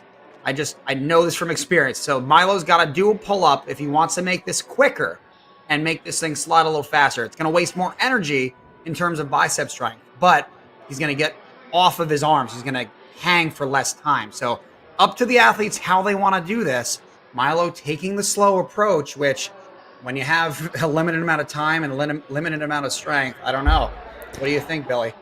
I'm not too sure. I mean, it's not like no progress was made. Even then, with the straight arm technique, he has been hanging here for quite a while. But no, that's a retry because he's out of bounds on that dismount. So having to do that again, it's going to be quite the I would challenge. take a break. That's kind of a quick start. I would take a little break. We're on obstacle 3. We got to make sure we solidify this. We lock this obstacle in. It looks like he's trying to switch directions, which not a bad idea. Ooh, it actually slid a little better over there. I don't know why. Maybe his timing was just a little bit better. I think what it might be the fact that both of his hands are getting to the lower point of the angled area, so that might be a bit more control on each side when swinging. And now Milo gonna come on through and take a massive swing here to build up a lot of momentum. Be sure of it, and he's got it. Nice. Even got up to the box too. I think that was the change I was talking about there. So I think the females had the mat before that box. The males have the box dismount. So it is a little further here. I'm kind of surprised that that was the way he approached that. So he decided to go to the ice pick first. All right. Well, hey, Milo, you're not out. This is where mistakes are going to happen on the course. You need to just take a deep breath. You do not need to go right now. You could take a second and then get up there and make sure you're ready to attack this course. Here he goes. He's going to take a two-handed approach on the cane and keep that grip in play and start building momentum from the cane. Nearly had it, but that's going to be it for Milo. You can see his fingertips almost had it on the ledge and looked like he was prepared for the impact, but just couldn't grab on, which is sad to see. Yeah, but you know what? It was a really great run. Milo having to run first. Never easy. Did make some corrections. I know it was a long ride down to Florida, but hopefully you get a little sun out there. Enjoy the warmth. Ninja is a very unforgiving sport. So sometimes, Milo, my friend, we get it. Sometimes we don't. And I can tell you that from many, many years of failing, my friend. So keep your chin up. There's always another competition. Indeed, there is. Now then, for our next competitor on the preteen male side of things, we can see Rylan Leichner planning out his moves on the start line, just making sure he goes over his plan again. Having a plan in this course, especially a long challenge course, super, super important. If you're here for quite a while, 4 minutes at the maximum, it's going to be quite a test for all of the guys here. And we can see here, even planning out the small time saves by just brachiating along through those rings. Yeah, and you can see Rylan actually set his hips a little bit to the left on that first bar and on the dismount there. So you can see Rylan's not messing around. He's focused very much so on getting on and off these obstacles. You see how he's using his upper body a little bit more. That was really well done. Really well done. Oh, yes. Wow. Right then. My gosh. Rylan coming in with all the stops out here. Takes a bit of time to just prop himself up in the air to just look at where he's going to land his hands. Super, super impressive. Billy, if you were here in my room with me, you would, my face is just, I'm in shock. Rylan looks so good. He looks like a seasoned veteran. I I'm admiring everything about his run right now. I love it. It's just calculated. It's precise. It's to the point. It's beautiful. I don't know if it's the jelly donuts. I don't know. All right, here we go. Rylan is going to come in now with a massive swing over to the sideways. I think at that point, a sideways grab is more optimal than going on either side because you're already sideways from those cliffs. And now we're moving through onto just the nunchucks and with 2 swings. Wow. This is a great run by Rylan. Really great run. Let's see if he can keep this streak going here as we get into Twist and Cliff. This, I have to say, is probably the new the new crux point on the course. I don't think that squeeze harder obstacle is something I want to talk about anymore. It looks like these athletes have got it figured out. Here we go. Rylan kind of saw through that cliff, which is good to see. One more catch. Oh, hello. Great stuff there. Not over yet, and now he's down onto that platform. Still no retries used as of yet. Going to chalk up the courtesy of Tiago Lima, and now he's going to come on through here. He's pulling back on each hold, which is nice to see, getting that momentum. He knows he's got time left to get through it at an efficient yet steady pace. And here he goes on the back end of the obstacle, and Rylan, literally the final hurdle. He knows he has something to prove here. Yeah, and I think the bar has actually moved here for the gentleman, so it's going to be set further back, and there's going to be a few more moves to be made. So the females had it set on the 5th position. Now this is set for the males in the 1st position. So he's got to make some Rylan machine gun moves. Yeah, really machine gun moves. There, old school ninja. Oh, a little crooked. But he's okay. Rylan Wow. only 2 runs into the division, and we've got a buzzer, and he's happy about it. I am impressed. Rylan just looking so good. So good. I mean, that was just, like I said earlier, a very, very calculated, very mature run. And I'm excited for this kid's future. I'm excited to see what he's got when I eventually see this guy in the elite division. That was so well done. One of the greatest things I've seen all weekend. Super, super clean in everything we just saw. And that is properly going to set out the layout, hopefully, for the rest of our competitors here. Because, you know, 6 more competitors out here, all of them having the capability to clear now. It's going to be quite exciting to see what can come out of this. Well, that probably gives a lot of the athletes some confidence, saying, hey, Rylan just pushed through that course pretty fast. There was a lot of really great things that he did as well that kept it efficient. So I'm hoping the athletes that we still have to see run will take some notes and use it for their own run there, which you see Breeze doing just that, doing some bump throughs on the ring. Oh, it looked like he was a little indecisive, but it's okay. Obstacle 2, we don't need to go crazy. But really good sets, really good body position. Thought about the dismount there. All right. Here we Big go. jump.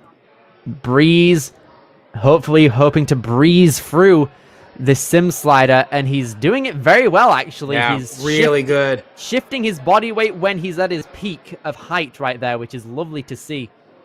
And now he's building up swing to get onto that box on the right side. Needs to follow through on the front swing, and he's got it.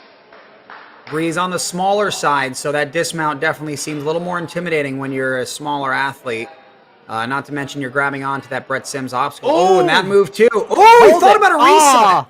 Almost had it there to just not use up one of his retries. And even though Breeze is 40 seconds ahead of Rylan to this point, I'm excited to see how Breeze is going to redeem himself here, because he definitely has the skills to do so. He merely missed on that cliff ledge. I think something is wrong with the split time. Now that I just did the math in my head, is he really 40 seconds ahead? That sounds crazy. He might maybe be. Before that fail he was. I don't know, because Rylan was flying. But either way, Breeze has a lot of work to do here, because getting held up. Oh, that was a clutch grab. Because if you miss that grab, I have to imagine he's a little tired, trying to keep his legs up from hitting the ground here. Let's see if he can get this dismount. This is going to be big. He hit the platform. Great. Good job. Easy stuff here. Breeze not phased at all. Now he's going to give the pipeline an attempt here and climb straight up. Can't utilize the black platforms at either side of the log, but there we go. Breeze now back ahead of Ryland to this point. Yeah, Breeze is flying. I really thought there was something wrong with the split timer there, but Breeze just making the Brett Sims slider look easy, and I think that's where he made a ton of that time up, or made headway, I should say, on the leader. I'm taking some extra swings here, and, you know, Ryland was really fast on it. Let's see if Breeze, it looked like he was thinking about going to both, but then maybe switched his eyes to the right. His right. Let's see. Here he goes. Nice glance. He had a nice glance to the camera as well, which I appreciate. Little crooked, though. And this is the problem with this. Going to one side is, what do you do if you get crooked? There's nothing you really can do that's going to save you some time because you're on a strap. And that strap, you have to pull up and kick. That is rough. Yeah, it looks like he's going to take a tactical retry, the last of which he's able to take. So he's going to get ready, talk things out with his coach, and try and reach out and maybe utilize a different strategy if needed. Here goes Breeze coming out of the Rock Ninja Warrior Academy. Going to try and pump himself up, ready to go on a second try. He's facing the different direction this time. Hopefully, that could signify he could go for the left-hand side fidget spinner instead of the right, which he did last time. And he's eyeing it up. Hopefully, this gives him a different outcome. And it looks like he's a bit more dead on here. You can see him. Oh, but it looked like the backtrack on the pipe just wouldn't do it. But Breeze, regardless, redeems himself and is now miraculously coming through the last half of this course with the allotted time that he has left. But 30 seconds, gonna be quite the rush here to get through this obstacle, and he's a bit crooked on the twist. Hangs on to that cliff, though. Grab. Getting through this obstacle and is that's going to be it huge. for Breeze. Unfortunately, that's a sad sight to see. Really, really close to getting through that obstacle, though. And it just seemed like both the mess up on the cane as well as the squeeze harder really messed him up, because on the first three obstacles, he was moving incredibly fast, as well as that log. Yeah. Really, really good there. It's just those slip-ups that really cost him in the grand scheme of things. Yeah, overall, he really did. Breeze had a great run. It just came down to, like you said, Billy, you know, the mistakes are ultimately what take us out on the course. You know, it's always nice when you get knocked out of the course because you gave everything you had, but when you give everything you had because of those mistakes, it's rough. But up next, we have Bryce here from JUMPTWIST Ninja Academy, right at home, so that home court advantage, even though he's never seen these obstacles particularly, you know, in this order, there's always something to be said about just kind of feeling at home. You know, I always encourage the kids back in my gym at Stanford to go to every competition we have, because it's home court. You know, you got your parents, you got your family get to come out. And Bryce, look at that! That's the lock-off technique. I was talking about. Yep. There we go, Bryce. Easy stuff here, and you can see him not wasting any time. Bryce got 39th place at Worlds this year, so he definitely knows what's expected. It might be the chalk on his cheeks that's giving him the extra accelerate. Oh, wait. Okay, yeah, you're fine to go. Oh, it looked like he wanted to dismount and was like, wait, did I touch the platform? And so he kind of went back for it and then almost got pulled off into the no land area. But looking really, really good. 56 seconds ahead of the leader. I didn't even think that was possible. And here we are witnessing just greatness from Bryce. Let's see how he handles what can be tricky. This squeeze harder obstacle. Just got to get the swing correct here on the nunchuck. Looks like it's in a good direction. Very easy stuff there from Bryce. Handled the physics of that nunchuck incredibly well. And look at this pace. He's over 100 seconds ahead of Ryland to this point, which is crazy to think. And he still has a lot of time for the last three obstacles here, which he's crushing right here. Bryce, the massive jump up to that cliff. Oh, now he needs to center himself diagonally in one back. Joe, what is this? Billy, what is happening, Billy? I can't even watch. I have my hand on my forehead and I'm just staring at the desk because I don't even know what I'm witnessing right now. if this is what these final 5 athletes are going to put together, I think I'm literally going to stop talking and just watch, because this is pure entertainment. This is pure finesse, and this is what Ninja's all about. I mean, this is so much fun to watch. I am absolutely loving what we're seeing. Bryce, just under 2 minutes left for the final obstacle, gets up to the salmon ladder first try. He's going to rapid fire, or at least try a couple of them at a time, which works for him. And now here's the big part, the jump down to the flying cradle, and he's got it. Over 90 seconds, he gets the pendulum, and just like that, we're going to have Bryce with a massive grin. One more backswing, and with a minute 25 left, 2:34.99. Oh, Lord. The stone cold from Bryce. Stone cold. That's so great. Man, talk about putting pressure on the athletes to come, because that pace was pretty unbelievable. Such a good job alternating between upper body lock off and just relying on the frame of the body and straightening his arms out. That was a textbook run from Bryce. Indeed it was. That can definitely be one of the top times that can be going into Motus if it holds up like that, which was a very high chance that it can, based on just how clean everything was. No retries, barely any backswings. Wow. Just wow. I absolutely love that. Super, super well done. That's given our final 4 athletes a bit of a run for their money now. They're really going to have to get everything they can and channel in all their ninja prowess and experience that they've got and put it onto this course, with Sebastian Ponariu going first. All right, looks like Sebastian's got possibly, maybe he had a question, or maybe they were waiting on something with NinjaWorks, but it looks like we're just about ready here. It's a weird experience having to get iced on the start line for quite a bit. We both, as ninjas, have had that experience, and it's definitely one of the most jarring you can have.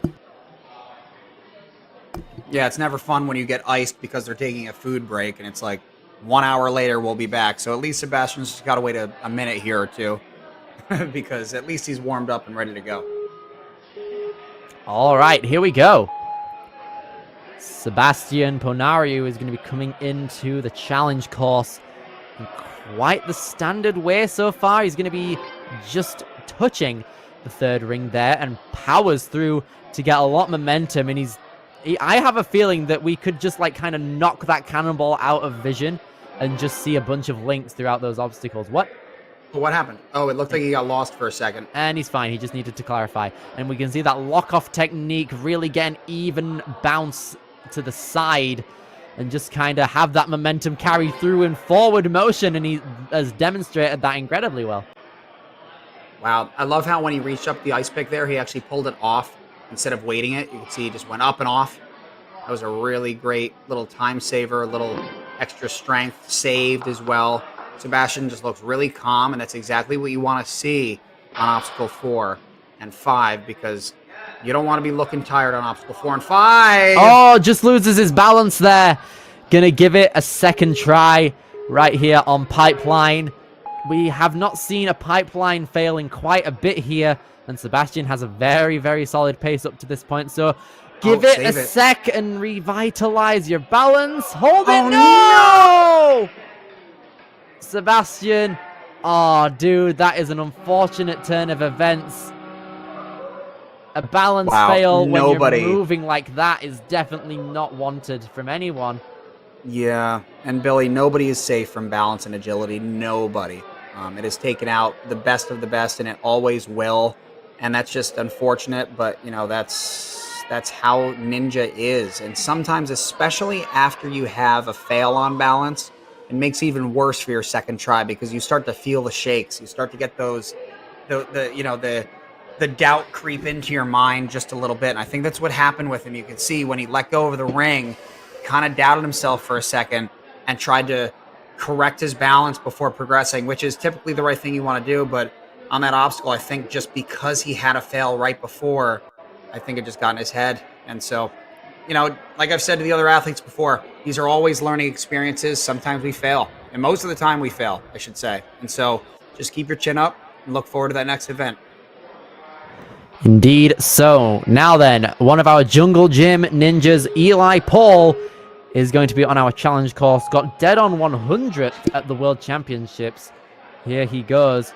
Moving along through quickly, mashing throughout each ring like this is one of the discipline circuits at Worlds. I love to see it.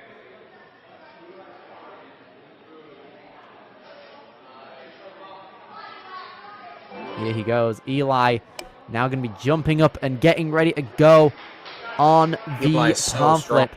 Loving this. Have a look at this, Joe. The back swing, literally as he's still adjusting it and going to the left, he finishes. Yeah, Eli is literally, he's got some strength behind him, and you could see it. Just, ooh, okay. A bit of lost grip there. Will he skip it? He's looking forward. Whoa, look at that. Eli Paul with a bit of a beta break on the challenge course. I'm loving this. That's actually, I think, a really beneficial skip. I would definitely think about doing that if I was an athlete coming up. Now, Eli is on the taller side. He is kind of built like what looks to be a teen, kind of a tall kid, got some really strong arms. So maybe that was just a little bit easier for him, but we'll see how the other athletes handle that obstacle. He's handled his plan and his technique incredibly well up to this point, and I'm hoping that that trend continues throughout the last 5 obstacles here on this challenge course. And Eli has the capability to move on forward throughout the obstacle now as he inches toward the left-hand side of the sideways board to get an easier grasp onto the fidget spinner and now progress on through to the nunchuck area. And just needs the nunchuck with no bar. He's just got to get through this because I think as a stronger athlete, right, as an athlete that has that teen body, the muscle on him, it makes him heavier, right? So when I compete on the course, I have that muscle too. I'm not that 16-year-old frame like you see maybe Jay Lachey, even though Jay's 21 now, you know? So extra weight means that it's going to be a little bit harder to hang on some of these hard obstacles, but it's also really beneficial, right? Because like I said, he's got those long arms. He's got the muscle. He was able to manhandle the Brett Sims slider. So there are pros and cons to being taller. Let's see if he can hang on to this cliffhanger, because this is probably going to be the final challenge I see for Eli. Just got to make this catch. Here we go. We need a massive Lachey, and he's got it. Yes, just got enough height to grab onto it. And with 1.5 minutes left with no retries, he's going to chalk up. You can see him. I think he's kind of letting his arms dangle when he can to try and get a bit more blood pumping into them. But Eli is also our fastest non-finisher up to this point. And with that, he's locked in a place for Worlds, right? Woo! Maybe. No, he hasn't yet. Oh, no, not yet. No, he's going to be on the bubble if worse comes to worse. He'll be on the bubble. So let's see what happens here. Right then, just under a minute, just over a minute. And he's trying to get the bounce back onto the rest of these holds. Yes, a nice skip there. Really good, really good. Okay, less than a minute now. He's trying to unpump his forearms right here. We can see it like a climber technique almost of trying to get his forearms all ready to go. And with 45 seconds, he's trying to get as much blood into it because he knows a clear is needed. Yep, and if we just machine gun this, we don't need to be on the obstacle very long. And so far, he's used his strength very well. But the question is, what does he have left? With 30 seconds remaining, he got the hands up there. Billy, it looked a little slow. His hands looked like they were slow to open. He skipped I'm concerned. That looked really good, but Billy, I'm concerned with the fact that his hands looked like they opened slowly. Yeah, that's going to be it. Oh, no. It looks like, yeah, you can see the pump got into his fingertips because of that. You know that feeling when you're hanging onto a bar? We saw this happen in the mature kids division earlier. We saw one of our athletes go with the salmon ladder bar into the flying bar into the trapeze and still have their hand on the bar as they reached out because their fingers weren't able to respond fast enough. That might be happening to Eli at the minute, which is making it harder to grasp. And he went for the bar first, but that's going to be it for him. Our fastest non-finisher in 3rd place. That was a really, really good run out of Billy. I love some of the skips he made. And, you know, he definitely gave it his all there. It looked really smooth. And I'm really excited to see what this kid can do in the future. Precisely so. I loved the fact that he was basically at the same level of being calm and collected throughout every obstacle until the last one where he really started to feel the pump in everything. But regardless, still an incredible run. And things are going to be decided by our final 2 competitors now. The first of sorts is going to be Jagger Plaxton coming out of the jungle gym. Jagger One of the greats in this division, managed to get 27th at the World Championships this year, making it to the end of stage 2. And I'm very excited to see how he's able to progress through this challenge course.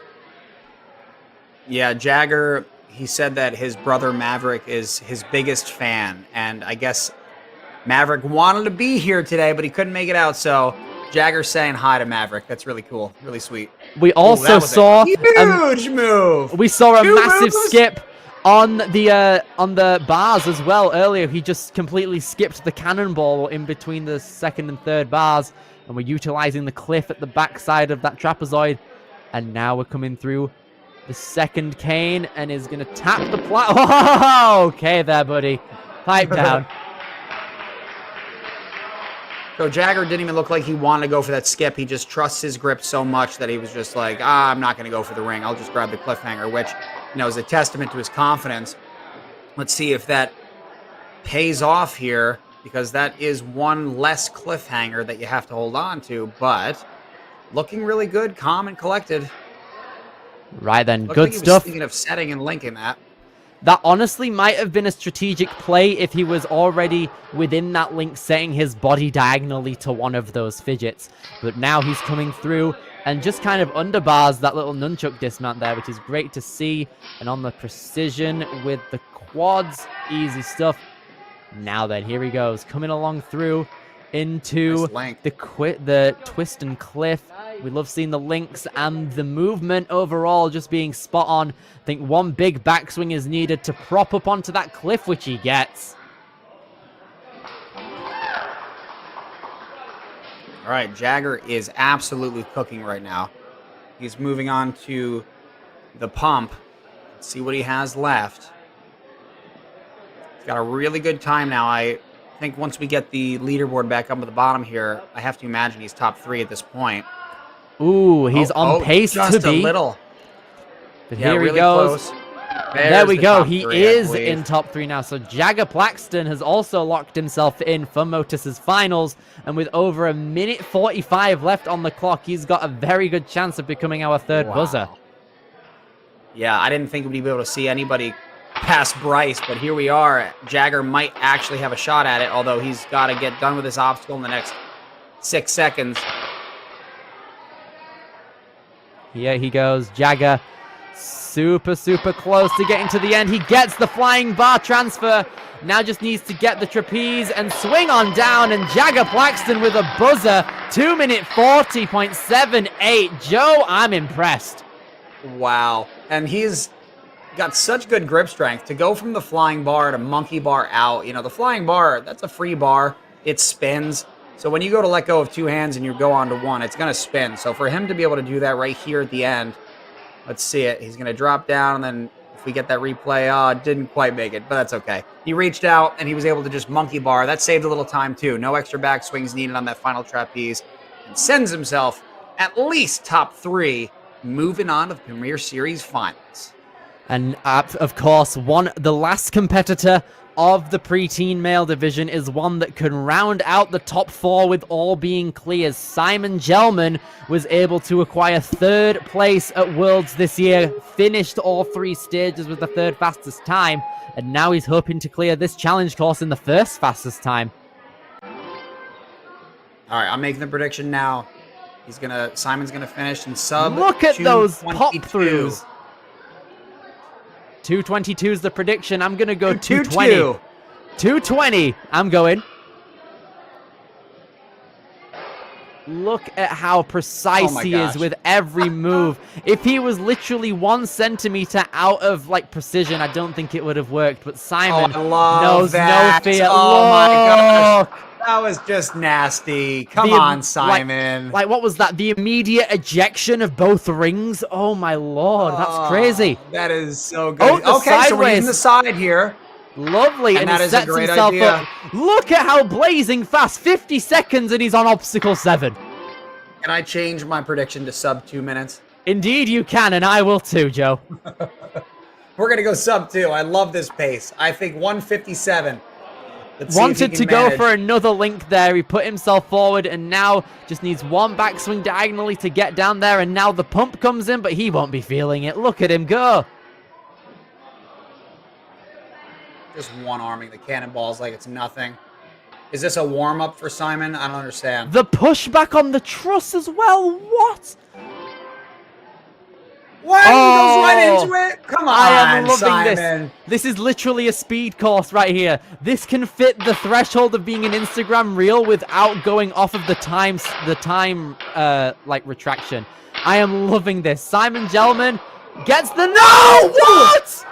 Simon at the okay. Take a second to just revitalize. You're at the very end. You lost your grip. Make sure you get the blood circulation in your fingertips and you're able to move through. Yeah, this is actually a big twist here because if Simon doesn't clear, yes, he's still top 4, but, you know, he had a shot here to be, you know, I can't do the math, well ahead of first place, and now gotta make this hold. Yes! Gets Still it this time! Yeah. Almost there! No! Simon's That's what I was down! talking about. No!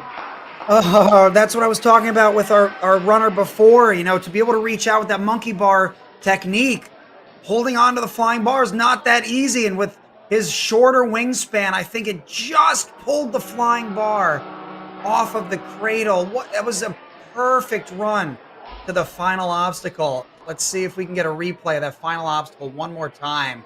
That's insane. Wow. Simon was graceful as anything up to this point. If we see it, gets the grab in there, but at that point, his fingertips just started to go out, and therefore the crab grip, I like to refer it to, was just there. Got one hand off of it and was able to go onto the trapeze, but took the bar with him, and unexpectedly he felt it, and that's what held him back.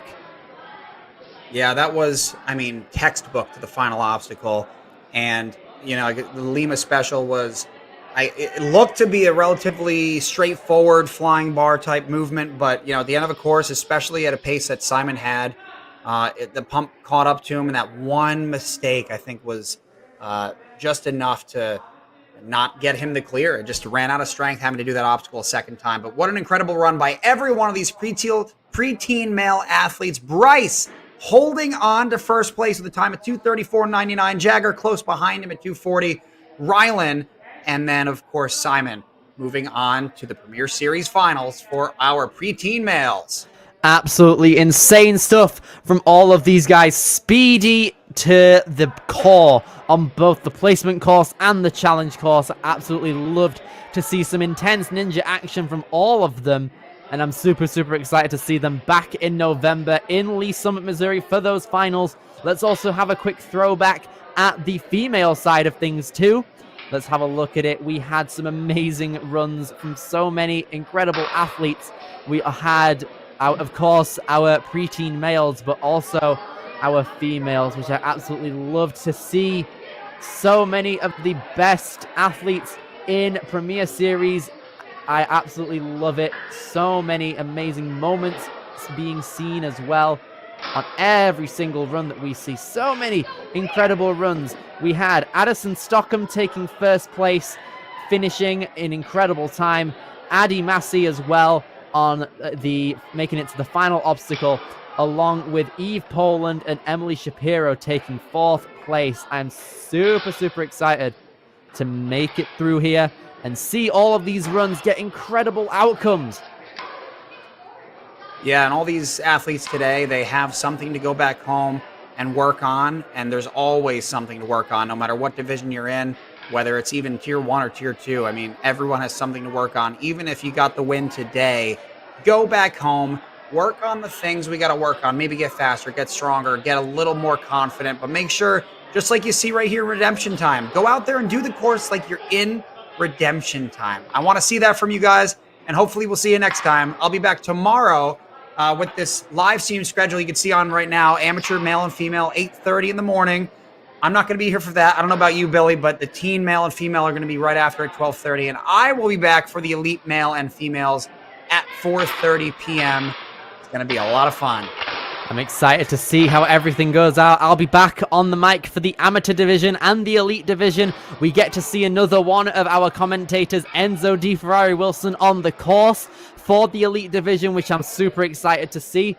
And Joe Moravsky, it's been a pleasure. I'm excited to see you back here tomorrow. What are we thinking coming into the second day of Jump Twist Comp? Oh, well, Billy, a lot of these athletes have been able to see some of the runs. I'm sure the flow and the obstacles themselves might not change too much, so the athletes might be able to go home, maybe get to the gym one last time or something before they get to the comp tomorrow. But either way, it's going to be a fun competition. We'll be here with you the entire time. Absolutely. So with all that being said, from Billy Dixon and Joe Moravsky, we have been your commentators for the preteens, and we will see you later. Take care, everyone.